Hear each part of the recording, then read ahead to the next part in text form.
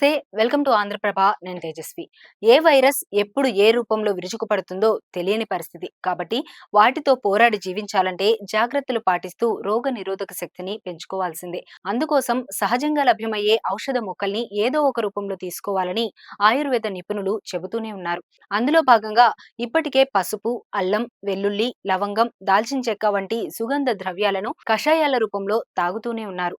వీటితో పాటు మరికొన్ని యాంటీవైరల్ గుణాలున్న ఔషధ మొక్కల్ని తరచూ తినడం లేదా టీ రూపంలో తాగడం వల్ల ఫలితం ఉంటుందట. పుదీనాతో ఎన్నో ఆరోగ్య ప్రయోజనాలున్నాయి.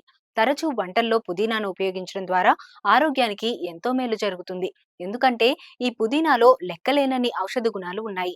ఇందులో కాల్షియం, ఫాస్ఫరస్ మూలకాలు, సి, డి, ఈ, బి విటమిన్లు పుష్కలంగా ఉంటాయి. ఇవి మనలో రోగ నిరోధక శక్తిని పెంచుతాయి, అనారోగ్యాన్ని దరిచేరనివ్వవు. పుదీనా ఆకులను తరచూ ఆహారంలో తీసుకోవడం వల్ల కడుపుబ్బరం, వికారం వంటి సమస్యలు తగ్గుతాయి.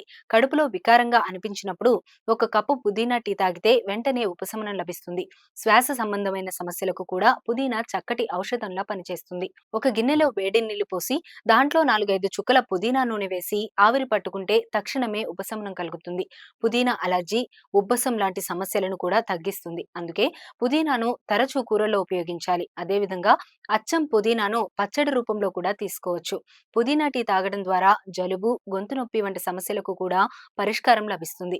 ఇక పుదీనాలో యాంటీ ఇన్ఫ్లామేటరీ గుణాలు పుష్కలంగా ఉంటాయి. పచ్చి పుదీనా ఆకులను తరచూ నమలడం వల్ల నోటిలోని హానికర బ్యాక్టీరియా నశిస్తుంది. దాంతో నోటి దుర్వాసన కూడా తగ్గుతుంది.